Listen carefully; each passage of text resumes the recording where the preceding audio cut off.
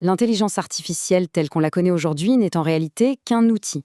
Mais attention, une nouvelle architecture, nommée Agency Array, est en train de proposer un changement de paradigme radical.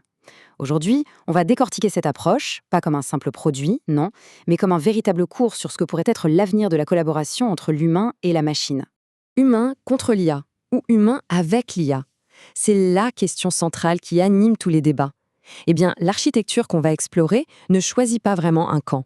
En fait, elle redéfinit complètement la relation en nous faisant passer d'un simple outil à un collaborateur à part entière. Voici le plan de notre analyse. On va procéder par étapes, de manière très logique. On va partir du problème, définir la solution proposée, explorer ses mécanismes, puis ses conséquences, pour enfin, à la fin, saisir la vision d'ensemble. Alors, commençons par le commencement.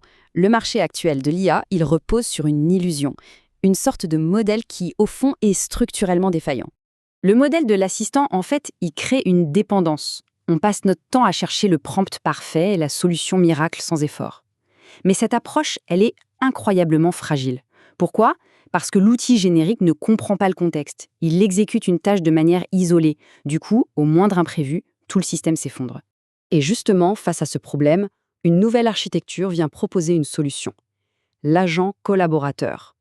Attention, il ne s'agit plus d'un outil passif. On parle ici d'une entité entièrement nouvelle. La différence, elle est fondamentale. D'un côté, on a un instrument passif qui attend des ordres. De l'autre, un partenaire actif, loyal. Cet agent, ce n'est pas un simple exécutant, non. Il est conçu pour défendre les intérêts de son créateur avec une efficacité, disons-le, brutale. Le concept clé ici, vraiment le cœur de l'idée, c'est celui de miroir cognitif. L'agent n'est pas une simple base de données qu'on interroge. Il apprend, il s'adapte à la manière de penser de son utilisateur, qu'on appelle l'architecte, pour devenir, en quelque sorte, une véritable extension de sa volonté. Mais alors, concrètement, quelle est la fonction principale d'un tel agent?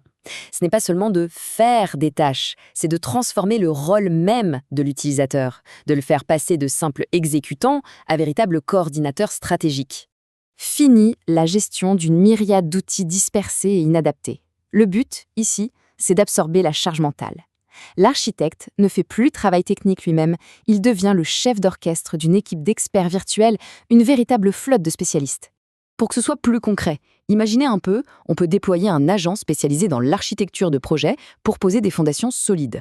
Puis un autre, surnommé l'avare, pour optimiser les finances avec une rigueur absolue. Chaque agent a son nom, sa compétence unique. Un agent seul, c'est puissant, oui, mais la véritable force de cette architecture, elle se trouve ailleurs. Pas dans les individus, non, mais dans leur capacité à collaborer, à fonctionner comme un essaim. Ce mécanisme a un nom, le protocole Active Teams. Il permet aux agents de former des équipes dynamiques, à la volée. Leur vraie puissance n'émerge pas de leurs compétences isolées, mais bien à l'intersection de leurs spécialités, là où elles se renforcent mutuellement. Prenons un exemple très concret. Pour un projet complexe, on pourrait assembler l'agent architecte pour la structure, l'agent avare pour le budget et un troisième agent pour l'expertise technique pure. Ensemble, ils forment une équipe tactique qui s'adapte en temps réel et qui produit un résultat qu'aucune IA générique ne pourrait jamais atteindre.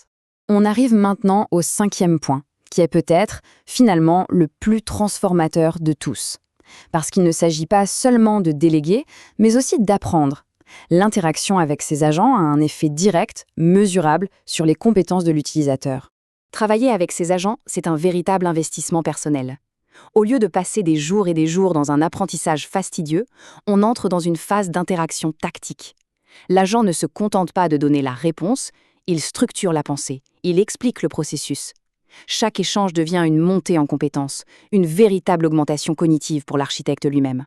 Et nous voilà arrivés à la conclusion, à la finalité philosophique de toute cette architecture. L'objectif ultime, c'est la souveraineté totale. Le premier objectif est clair, l'indépendance. Se libérer de la dépendance aux outils génériques, à une hiérarchie ou à un système qui, tout simplement, ne nous correspond pas. La deuxième étape, c'est le pouvoir de construire. Les agents viennent combler nos manques de compétences. Ils lèvent tous les obstacles techniques qui nous empêchent de créer notre propre système avec nos propres règles du jeu. Et voici l'aboutissement. Il ne s'agit pas d'être seul, mais d'être autonome, soutenu par une flotte d'agents loyaux qui agissent comme une extension directe de notre volonté. C'est ça, la souveraineté. La question sur laquelle on va conclure est la suivante. Et si l'indépendance n'était plus un lointain objectif, une simple option, mais bel et bien une architecture à construire? Voilà ce que propose cette vision.